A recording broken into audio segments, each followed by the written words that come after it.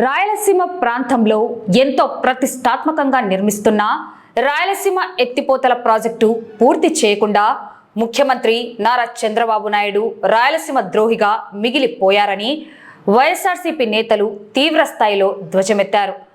గత వైఎస్ఆర్సీపీ ప్రభుత్వ హయాంలో ఈ ప్రాజెక్టు నిర్మాణం దాదాపు 90% పూర్తయిందని, కేవలం మిగిలిన 10% పనులను పూర్తి చేయలేక ప్రాంతీయ రైతాంగానికి సాగునీరు అందించడంలో అధికార కూటమి ప్రభుత్వం దారుణంగా విఫలమైందని మండిపడ్డారు.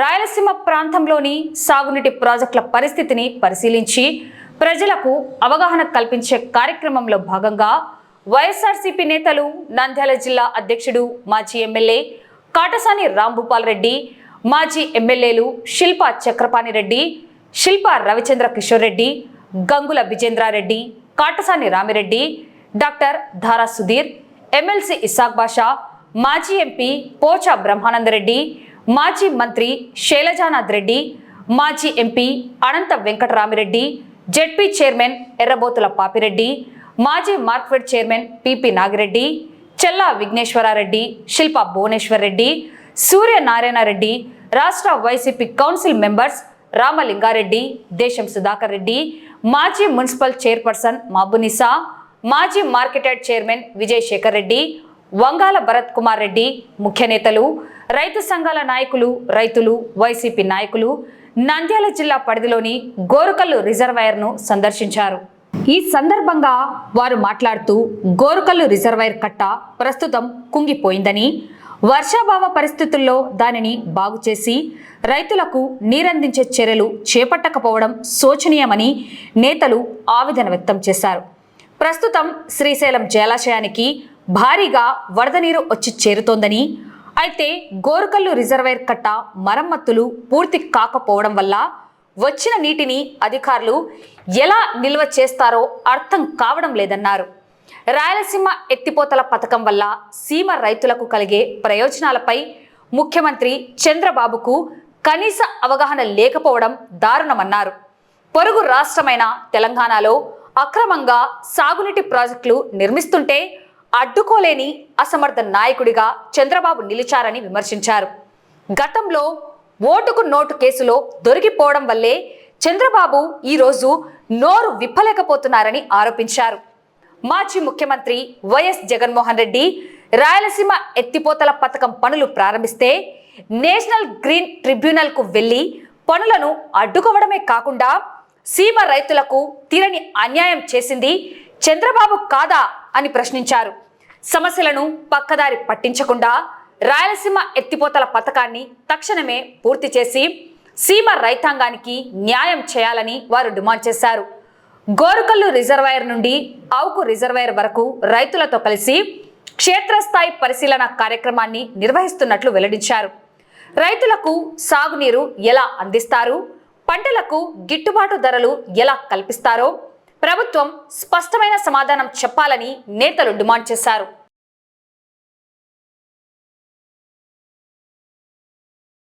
రాయలసీమ ఎత్తిపోతల పథకం అయితే రాయలసీమకు సంబంధించిన ఇరిగేషన్ ప్రాజెక్టుల విషయమై మొత్తం అన్ని జిల్లాలు కూడా తిరగడం జరుగుతుంది.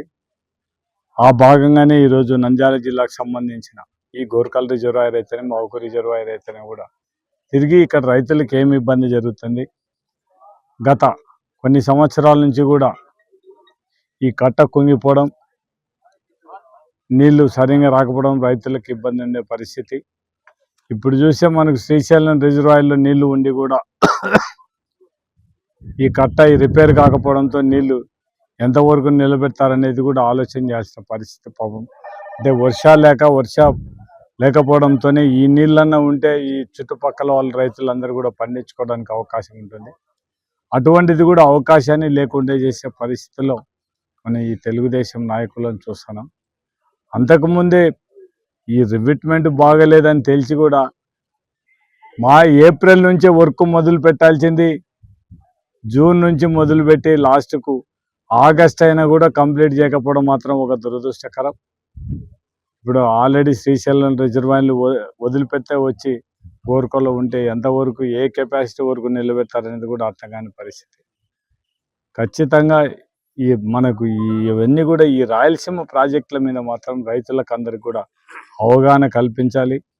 చంద్రబాబు నాయుడు ఈ రాయలసీమ అన్యాయం చేస్తాననే నిదర్శనానికి ఇదే ఒకటి. రాయలసీమ ఎత్తిపోతల పథకం జగన్మోహన్ రెడ్డి టైంలో 90% కంప్లీట్ అయితే కేవలం 10% మోటార్లు బిగించడానికి కూడా అవకాశం ఉండి కూడా, అంటే తెలంగాణ వాళ్ళు డెడ్ స్టోరేజ్ వరకు వాటర్ తీసుకోవడానికి 800 అడుగుల వరకు వాళ్ళు వాటర్ తీసుకుంటున్నారు. మనం కేవలం 841 అడుగులకు పైన ఉంటేనే నీళ్లు తీసుకోవడానికి అవకాశం, లేకపోతే మాత్రం నీళ్లు తీసుకోవడానికి అవకాశం లేదు.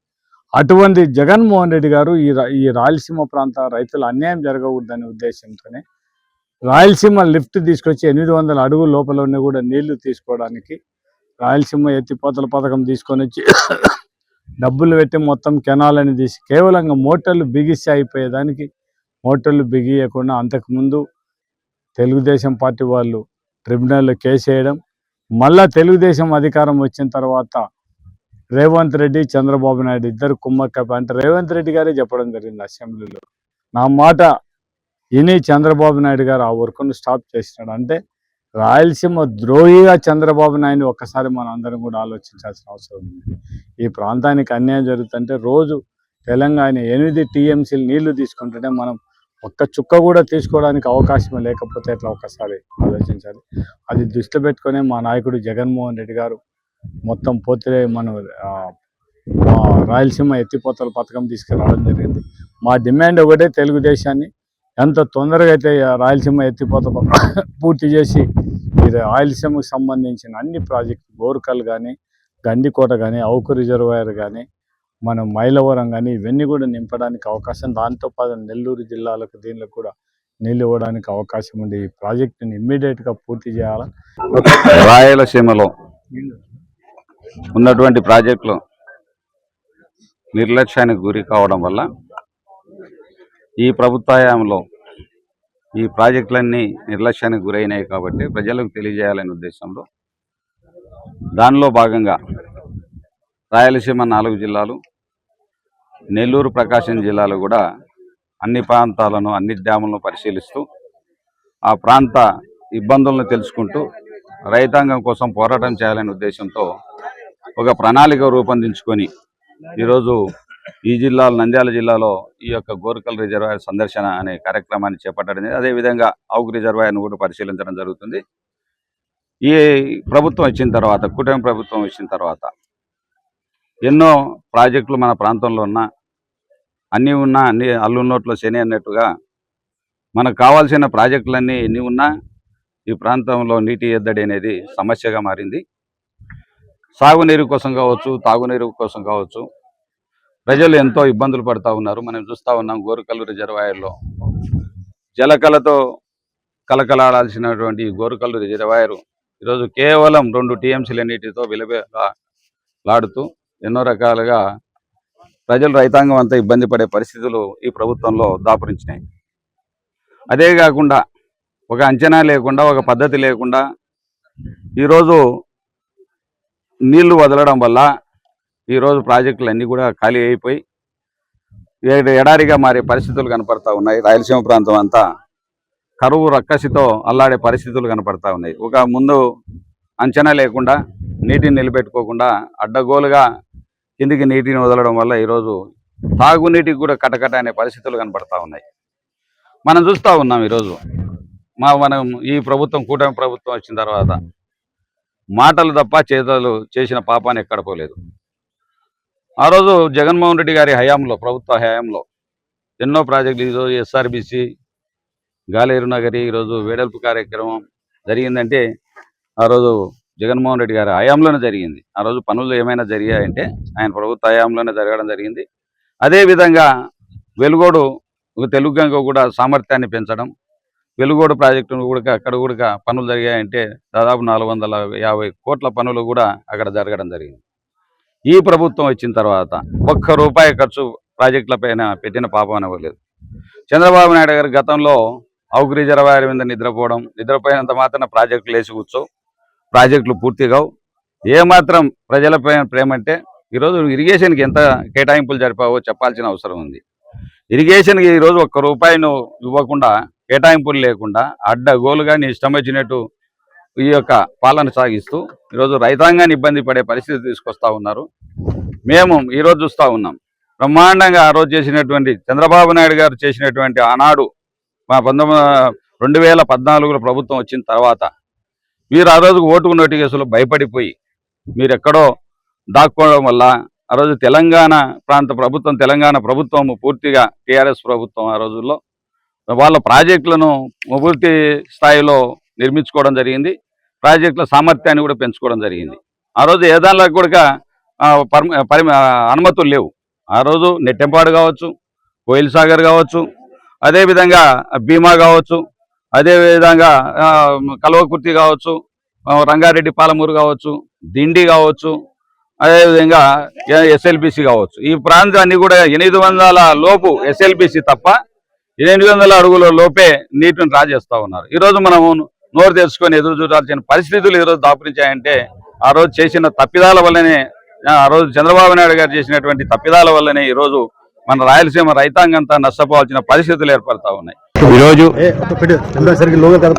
నంద్యాల జిల్లా రైతాంగంతో మా రాయలసీమ రైతాంగంతో ఇక్కడ గోరుకల్లు రిజర్వాయర్ నుంచి అవుకు రిజర్వాయర్ వరకు పరిశీలనగా వెళ్తూ ఉన్నాం.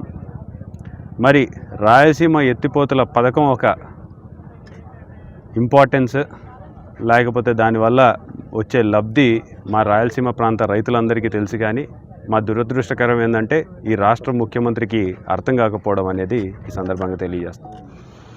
తన పబ్బం కోసం, తనను తాను కాపాడుకోవడం కోసం రాయలసీమ వాసుల ఒక కళని, రాయలసీమ వాసుల ఒక ప్రాణాల్ని పన్నంగా పెట్టినటువంటి వ్యక్తి చంద్రబాబు నాయుడు గారు చరిత్రలో నిలిచిపోతున్నారు. ఎందుకంటే గతంలో కూడా అటు పక్కన తెలంగాణ వాళ్ళు విపరీతమైన ప్రాజెక్టులు కడుతుంటే కనీసం అడ్డుకోలేనటువంటి అసమర్థ నాయకుడు చంద్రబాబు నాయుడు గారు అని చెప్పేసి ఈరోజు తెలియజేస్తున్నాం. గతంలో అడ్డుకోకపోవడం, ఎందుకు అడ్డుకోలేకపోయినాడు అనేది ప్రజలందరికీ కూడా తెలుసు. ఆ రోజు ఓటుకి నోటు కేసులో దొంగలాగా దొరికిపోయినాడు కాబట్టి ఎక్కడ తనని అరెస్ట్ చేస్తారేమో అని చెప్పేసి మన రైతాంగాన్ని పన్నంగా పెట్టి ఆ ప్రాజెక్టులన్నీ కట్టుకొని ఇచ్చినారు. మరి ఈరోజు మనం కూడా 800 అడుగుల్లో నీళ్లు ఎత్తుకోవడానికి అవకాశం ఉంది.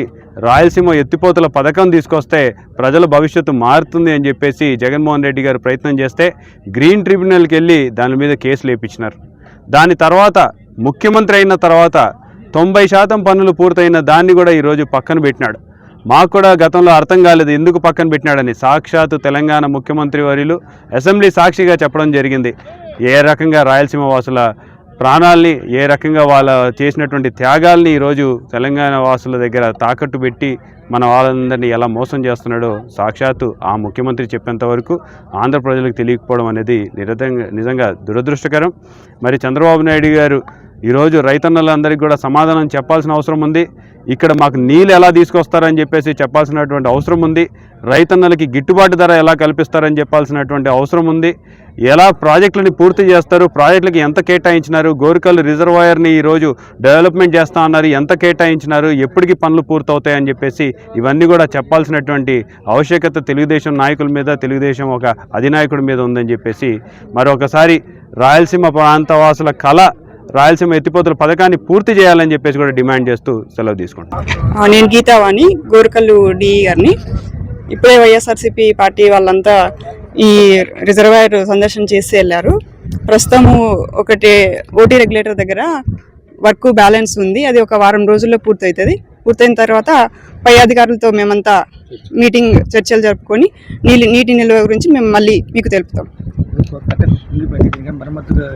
మరమ్మతులకి మేము అంచనాలు తయారు చేస్తున్నాము. అవి రాగానే వర్క్ పూర్తి చేస్తాం.